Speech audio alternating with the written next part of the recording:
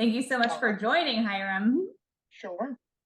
All right, first question that I had for you is, how did you first learn that Tanner had autism? Well, he was very young. He was about a year and a half, and we started noticing that he was missing some of his milestones. And it was his mom that, I thought there really wasn't any problem. I said, he's just being a guy. That's the way guys are. But his mom felt that those milestones were pretty important. So uh, at first, it was just he wouldn't he would act like he couldn't hear things. So at first we thought it was an auditory problem. We got that tested. It turns out that wasn't it. And then finally, in the process of trying to discover what was going on, why he was missing his milestones, somebody mentioned the term autism. And to Mhm. us, that was that was a word that we weren't familiar with. And, it Mhm. kind of opened up a rabbit hole of learning and appreciating that we were walking into something that's been around for a while, but we didn't really know what it was. So we were a little bit like fish out of water. Yeah, and I was gonna ask how that felt for you as a parent, and I'm sure that, yeah, it's very confusing. So in retrospect, it turns out that that whole experience was very alienating. Mm. Before, like when we first started coming into the culture, Mhm. um, we were business oriented. We were very pragmatic. This was yet another thing we had to conquer. Mhm. We were going to solve it. And Yeah. along the way, whatever roadblocks we encountered, we felt it was really important to try to overcome the roadblocks so that anyone who came in our footsteps were able to benefit from our experiences, good or bad. It Mhm. turns out it turns out that the experience was a little bit different. It was Mhm. just alienating, right? Because I mean, if you're the parent of a special needs person, Mhm. um, you see it as your role to go ahead and advocate and protect them. It's just inherent in being a parent. Yeah. The problem is that the weight of that isn't shareable. I can't share it with anybody. I mean, I can Yeah. talk about, oh, such a burden. But when you're living it, you're carrying that weight all by yourself. Mhm. Um, and then the doubts as to whether or not what you're doing is the right thing to do. Like, for example, the argument between should we go ABA or should we go Mhm. something more, um, free play or more less stringent. Uh-huh. And as a parent, you have to go, first of all, you're forced to choose. You have to make a choice. Yeah. And then you also have to live with the consequences of those choices. And then the question is, was it right or was it wrong? Well, maybe 20 years later, you say, "Oh yeah, hey, that was really great." And Yeah. then 20 years later, you say, "Oh boy, that was a mistake." And but either way, you have to live with the consequences. So, Yeah. Yeah. And I guess I'm curious, like, how soon after diagnosis did you guys decide to seek treatment? And like, how did you guys get to, because I know you guys got to ABA, but how did you guys get there? yeah. Um, so, okay, once we got over the hurdle that what we were dealing with was something related to autism, Hmm. and it's a spectrum condition, so we didn't really know where were we in this in the spectrum. Is it you know is it heavy-handed 40 hours a week, or is it more mild and just floor time playing around in Hmm. the sandbox a little bit longer? We had Hmm. no idea. As we started the conversation, um, we had some guidance as to, we were able to afford having psychological help and testing and all that kind of stuff. Yeah. So the steps that we took were relatively well informed. I mean, Tanner had his own psychologist who specialized in autism spectrum disorder. Um, and essentially they recommended, you know, that that he was more on moderate, like mild moderate. Mm-hmm. But either way, they said, look, the sooner that you can intervene, um, the better the outcome. So we Mm-hmm. were in a position where we could afford a 40-hour, a 40-hour a week, you know, ABA program that in retrospect, like talking about those things that you come to regret, Mm-hmm. that was one of the things I came to regret. I mean, that's a lot of ABA. That's a lot of discrete training. Mm-hmm. But I don't know. You live and learn, I guess. Yeah, yeah. No, and I appreciate you bringing that up too, because I was curious if you guys looked into any other treatments. I mean, you talked a little bit about like maybe we do floor time or like something else, but like did you guys also look into speech or any OT or anything like that as well? Yeah. So uh, he had uh, he had OT people come in and out of the house, and he had speech therapist, and that's really like where we started. Mm-hmm. Like we thought that if you can just learn how to get over some of the tactile issues, and if you can just learn to communicate his wants, needs, and desires, we saw that as huge. Like we were Yeah. gonna make huge strides forward, not quite understanding that it was deeper. It was affecting the way he sees the world. Mm-hmm. Yes, okay, he learns how to brush his teeth. Yeah, that's still not the problem. That's still not what we're coping with. So Mm-hmm. along the way, we went ahead and set up these metrics to measure our success. Uh-huh. What did those kind of look like? Him being able to brush his teeth, him being able to Uh-huh. dot his I's and cross his T's. These are very measurable, Yeah. right? And we had programs that were geared around measuring outcomes. Mm-hmm. But but it took us a few years to realize that those tests, those metrics, those rubrics that we were using were not so much geared to try to helping him, but trying to measure, kind of like treating him like he was a rabbit or a pigeon or something. And we were trying to validate that what we were doing was valid. So we would Mm-hmm. we would go ahead and measure the outcome, thinking that it was for his benefit, but in reality, we were trying to justify our own, that we were doing something that worked, Yeah. right? Yeah. And in Totally. retrospect, depending on who you talk to, I can tell you that from my end, it's a type of regret because Mm-hmm. I'm his dad. I'd rather take him fishing, to be honest with you. Yeah. Um, but if you look at it from his mom's perspective, she really, I would argue, she thought of it as helpful and necessary. Mm-hmm. Yeah. Yeah. And I was curious too, because 40 hours, yeah, that is intensive. But also, I know you guys had some of those services in your home, if not all of them in your home. How did it feel having in-home ABA services? Like, how did that impact your guys' day to day? Yeah, it has a, at first, you know when you're a parent, the question comes up, what are you really willing to sacrifice for the benefit of your children? Mm-hmm. And you're willing to sacrifice a lot for the Mm-hmm. benefit of your children. And one of the things that we sacrificed was anything resembling a normal family um, dynamic, because we would always have someone in the house. Mm-hmm. Um, so yeah, it's not so much the cost and privacy, but it's the shared intimacy, right? There's certain intimacies that I have with Courtney, that Mm-hmm. because my interaction with Tanner always involved a third person. Yeah. There's certain intimacies there that are missing because it was a shared experience. Mm-hmm. So there's things that I share with Courtney, for example, Tanner's sister, Mm-hmm. um, that that I think Tanner missed out on.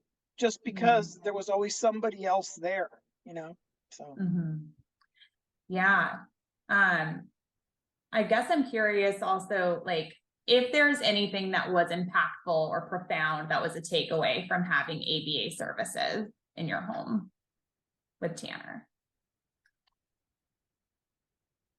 Um, because of my experiences with ABA, I don't believe, like, I don't believe that it would be my first choice today.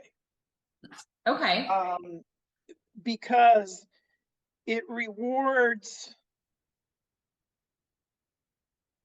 a person in life needs to learn how to make their way in life by leaning on their strengths, not by leaning on their crutches. Mm. And what ABA did was to reinforce in Tanner that before he takes an autonomous act, that he should look over his shoulder to try to seek somebody else's approval first. So if Mhm. you've ever interacted with Tanner, he's very timid. He's a 300-pound, bear of a man, Mhm. but he's very timid. And Yeah.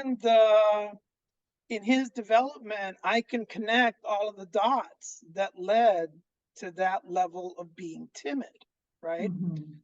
Um, and I don't think that that would have been there if it wasn't for ABA.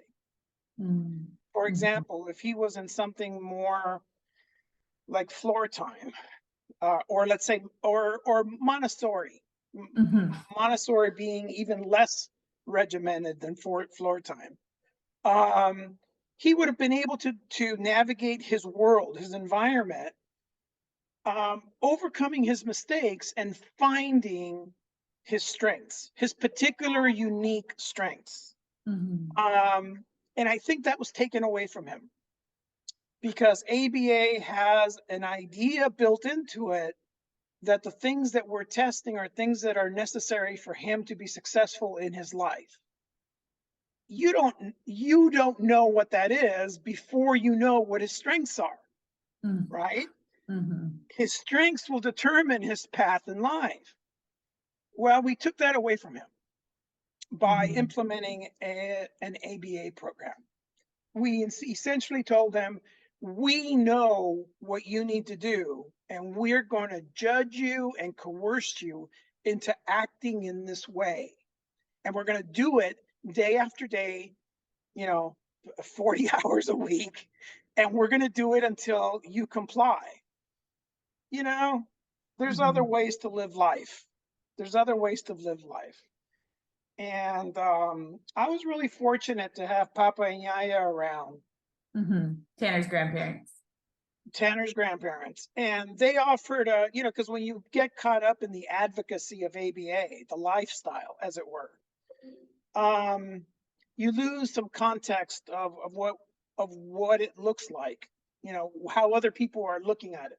So Mhm. Papa and Yaya were really good at coming in and saying, he might just need, you know, he just might need to hang out with other people in a normal setting, something like Taekwondo, for example, something that Mhm. he didn't have growing up because he was doing ABA. Mhm. So after thinking about it, I I became of the school of thought that, what, he just needs, if he's going to be in a program, I would much rather have it be a typically developing program, something like Taekwondo, which he ended up Mhm. doing with Michael, his cousin.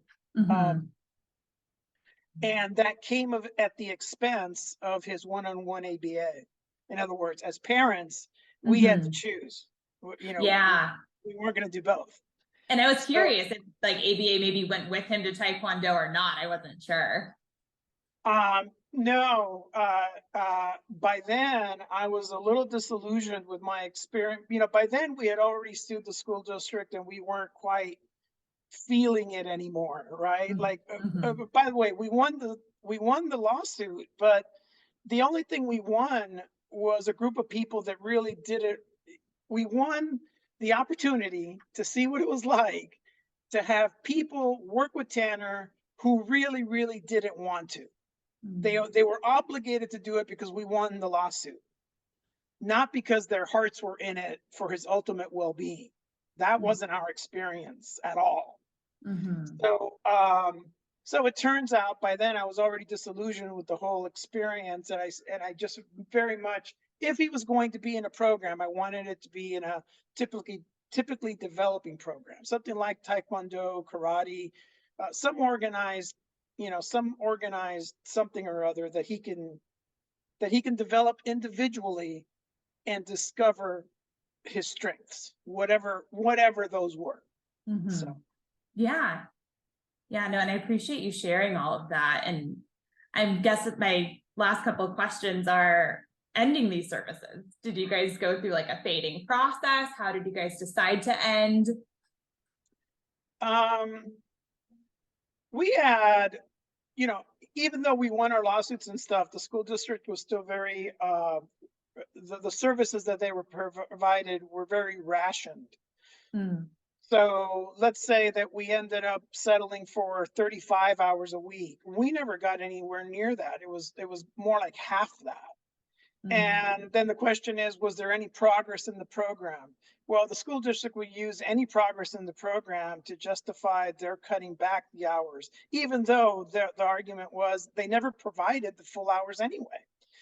So it mhm, became pretty clear that if we continued in that mentality, in that system, that we were going to spend our time not parenting, but becoming pseudo attorneys, or like advocates, in not in a good way. We were going to be in a bureaucratic system for the purposes of benefiting the bureaucracy, as opposed to the anyway. At some point we had to choose that we were going to be parents as opposed to advocates.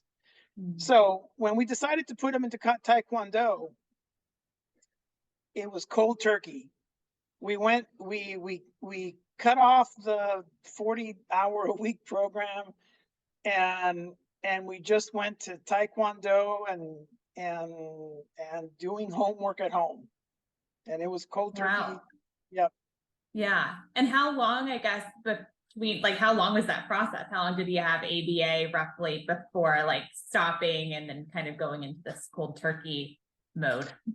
Well, I don't have a it was right around when Michael and him started doing taekwondo. I don't exactly remember how old they were, so I can't, you know. Yeah, elementary age, but yeah, I'm not totally sure either. But Yeah, but by the time he went uh to private school, we took him out of the public system altogether, and we put him in a private education, um mhm, and that turned out to be like the best thing we ever did.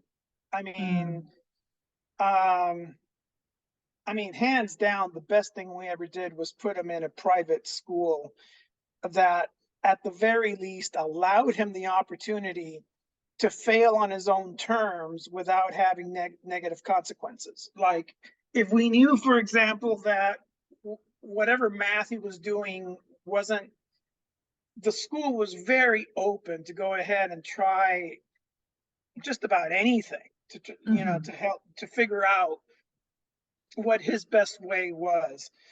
It was a level of flexibility that was virtually impossible in the IEP system or in the public education system. There's just too much bureaucracy.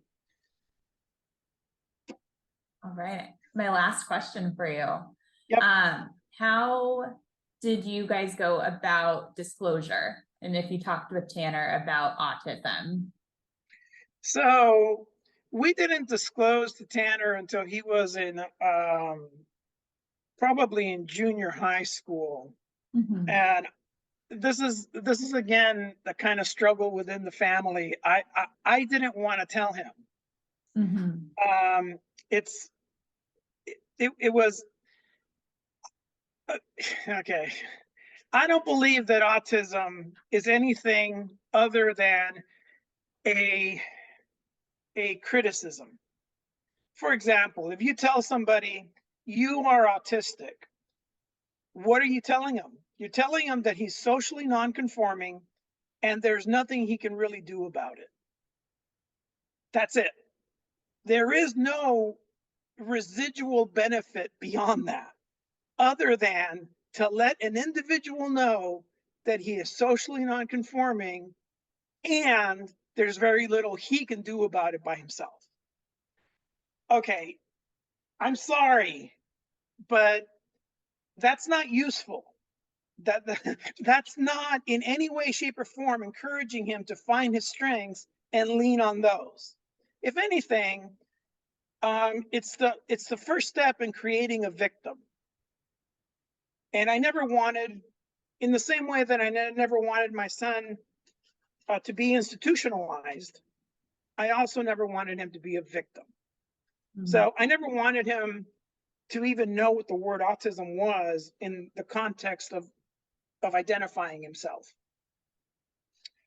But I was overruled, and we decided to go ahead and tell him. And we told him, it was probably in junior high, and within 3 hours of telling him, our worst nightmare materialized, because he started saying, "Oh, if I have autism," he went ahead and said, "then that explains why I can't really do homework." And he started using it as an explanation as to why not, why he can't do something. And I don't know how that's impacted him as an adult. You know, that built-in excuse, you know, for not, right? A built-in excuse for not trying. Hey, relax. So I would have preferred not to tell him and let him negotiate the world at will, as opposed to giving him the implication, hey, get off, giving him the implication that I somehow see him as an autistic, which I don't. I didn't want to play that game with him. He's my son, period. There is no modifier in that at all. But by telling him that he is autistic, that we perceive him that way, that we see him that way, that using that word to describe him is appropriate, we introduced a dynamic, an interpersonal dynamic that is very difficult for me, because I don't see him that way. I don't want him to think that I see him that way. It's just not the way it's not the way I interact with him. And I see it as inappropriate, because him knowing he's autistic, he knows very little about himself. He knows a lot about how we see him, but he didn't learn anything about himself. And as a parent, it's kind of my job to embolden him to become him, to become whatever him is. So empowering him with this criticism, this burden of judgment. You are autistic, broken in some way. In retrospect, I would give almost anything to turn back the clock and not introduce that dialogue with him. I view it as inappropriate. A little bit like criticizing somebody with epilepsy, right? You wouldn't do it. It's beyond their control. You couldn't criticize them for having a seizure, for example. He's autistic. No, and I so appreciate that you're like explaining all of that and coming at it with your perspective. That's something that we want to really just explore more on this podcast. So I so appreciate you talking with me about this today. I don't know if there's any parting words that you have, but yeah, now, I so appreciate it. I think you're doing a great job. And it's, we started off with the experience for us was alienating. It was socially alienating. So by going ahead and having a podcast and talking about it, at the very least, the parent could see that that is an aspect of it. I'm not sure what the solution is, but if you're aware of it, maybe you can go ahead, as you choose your steps, you can go ahead and try to avoid some pitfalls. So, Absolutely. Yeah. No, thank you so much. all righty, my pleasure. While at a supervision session, I noticed that I was getting bitten by bugs. I asked the therapist if she was aware, and she showed me bug bites that she didn't tell anyone about. That was unacceptable.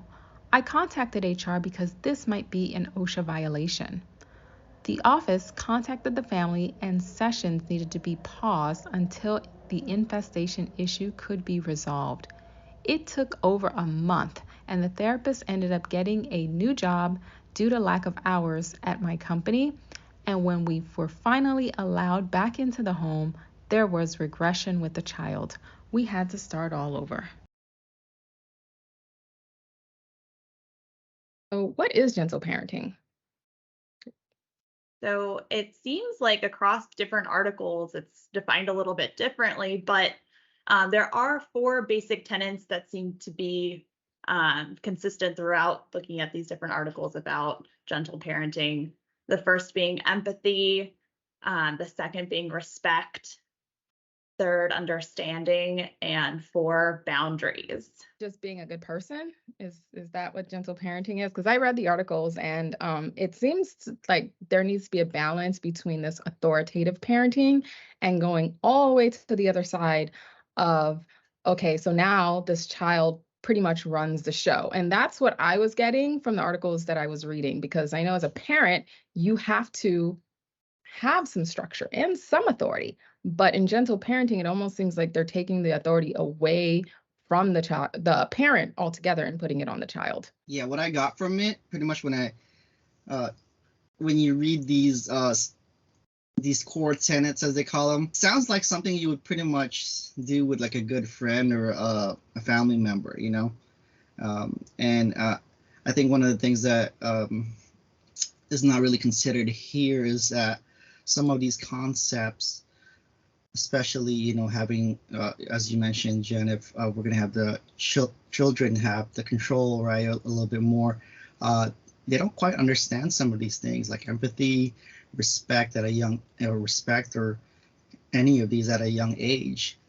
You know, they have to be taught first. So this is not something that's going to just happen in one go, you know. There's gotta be some prerequisites here. Yeah, I feel like a lot of this is a reaction to, I know that about a decade ago, you know, I mean, a little less than that, but when I had my first kid, that it was like being a tiger mom was all the rage. It was like, oh, let's come in, this authoritarian parenting, because, you know, from an instructional control standpoint, you use a lot of punishment, you use a lot of aversive controls, you know, or threats of punishment, pending punishment, and you're going to get strong instructional control quickly. And I think a lot of people saw that as, oh, this is really effective. I'm bringing up my child to be strong and, you know, have a certain level of like self-discipline and management and values. It's going to create a lot of independence. And then there was a reaction to that, which is permissive parenting. Oh, let the kid run anything. Let them explore whatever it is that they want to do. They've got to do everything on their own, and you just get out of the way and they'll figure it out. And then there are a lot of people who are like, I don't belong to either extreme. You know, when I read all these parenting things, it's generally my take on it that so much of this is just like a response to wanting to be a member of a group, almost this like tribalism zeitgeist that we're seeing, you know, politically and kind of even globally, you know, across the world with, you know, rises in nationalism and things like that. And I found it interesting that Winter, you know, the author of The Harsh Reality or The Harsh Realm of Gentle Parenting, talked about participating in these Facebook groups and being blocked. You know, like, oh, I made a response and immediately you're out. I know I've had that experience clinically where I came in to deliver ABA services, and within 2 weeks, we got aggression from happening 10 times a day to 0 levels, using kind of a token economy, alternative responses, some self-management stuff, really simple, basic stuff. And this woman was a part of a group called Nonviolent Parenting, and she was expelled from the group for working with me. So she stopped services so she could maintain her membership in that group. And so I think part of the reason it's difficult to define is everybody wants to be within a group. They want to belong somewhere. They want to have some sense of membership, even if the group isn't well defined. But they want to make sure that they can distance themselves from people that they don't feel are related to them. And I feel like that's how these groups start to form. That's how these like parenting trends start to form. Well, I'm not that. And it's defining themselves inversely to the other rather than in relation to the other, you know, in contrast to the other rather than in relation to. So it was an interesting article. Benjamin, it almost sounds like you're saying that it's not even about the child at this point, that it's really about the parent and themselves wanting to fit into a clique. At least that's what I'm hearing. Yeah, I mean, the author says, and this was her quote, if members of Gen X blame their high rates of depression and anxiety on latchkey parenting, and millennials can blame their high rates of depression on anxiety and helicopter parenting, then perhaps a new generation can anticipate blaming their high rates of depression and anxiety on an over-validation and under-correction native to gentle parenting. And I'm like, I think people are just afraid of doing it wrong. And so much of this fear is there. And that's what we see more generally societally, is this orientation to punishment rather than positive reinforcement, which is one of the things that I love so much, about behavior analysis as a science and all the stuff Skinner tried to project. It's like, look, if we really focus on positive reinforcement, we're not going to need punishment. If we do a good job of it young, they're not going to need to be punished later. They're going to have skill sets and self-awareness and management. And I feel like that's all gentle parenting is kind of saying, but maybe pay a little more respect to honor a little bit more of the child's assent, their willingness to do things, which is a huge trend in our field, as well as, a little more to their internal states. But I feel like problematically for all of these parenting philosophies, it's a focus on internal states and incredibly long-term outcomes. Like, oh, my child's going to be a sociopath when they're 40. And it's because I said good job too many times, I think was one of the examples from the article. It's like, well, I don't think we can look at it there, but, and then also too, I think as life gets busier and more compact, and a lot of this is the digital age where we're accessible all the time, it's harder to carve out that space to like be present with your kid. Yeah. So one of the other things about the article, I think it says that challenging behaviors come from physical distress. And could challenging behaviors just come from not knowing any better? Because that's the philosophy I take when working with children. I just assume, okay, well, let's teach them better. But if it's physiological distress, according to gentle parenting or this article, it just seems like they already know better. And so let's just focus on their physiological state, and then they're going to magically behave themselves. And I don't know, that's just not been my experience out there in the field.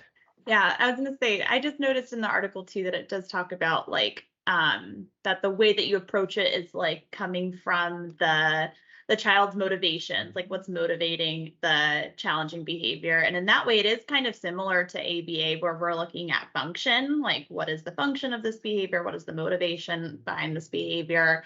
But there are a lot of differences, obviously.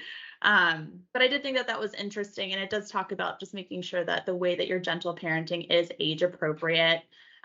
Obviously for us working with clients with autism, sometimes that chronological age is different from developmental age. And sometimes we are needing to teach up those prerequisite skills or those behavioral skills that maybe we just don't have at this time. So I liked that you touched on that too, Jennifer, that sometimes it's just we have to teach, maybe we just don't know better. So how do you teach in gentle parenting?